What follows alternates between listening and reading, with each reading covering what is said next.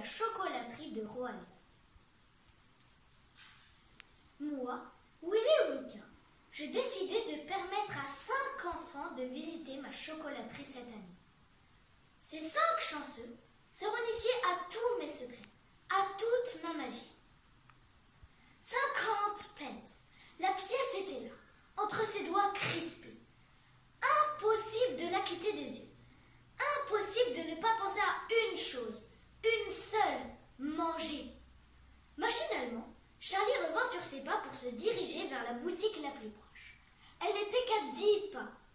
C'était une de ces librairies, papeteries, où on trouve un peu de tout, y compris des confiseries et des cigares. Et voilà, se dit-il à voix basse, il se paiera une succulente tablette de chocolat, et il la mangera toute entière, jusqu'au dernier carré.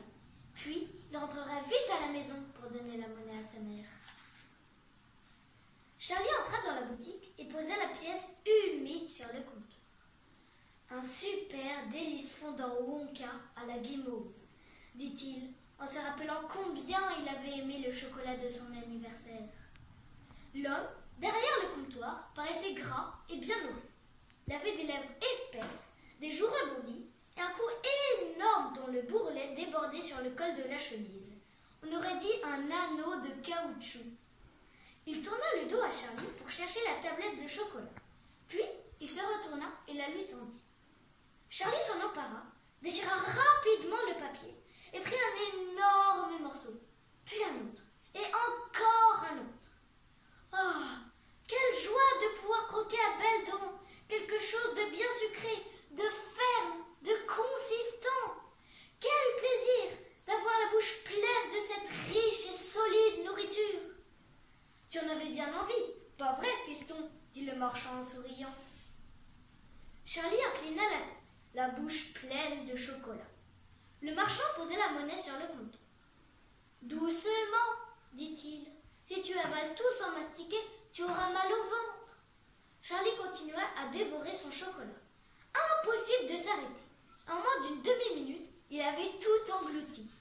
Bien qu'à bout de souffle, il se sentit merveilleusement, extraordinairement heureux. Il étendit la main pour prendre sa monnaie.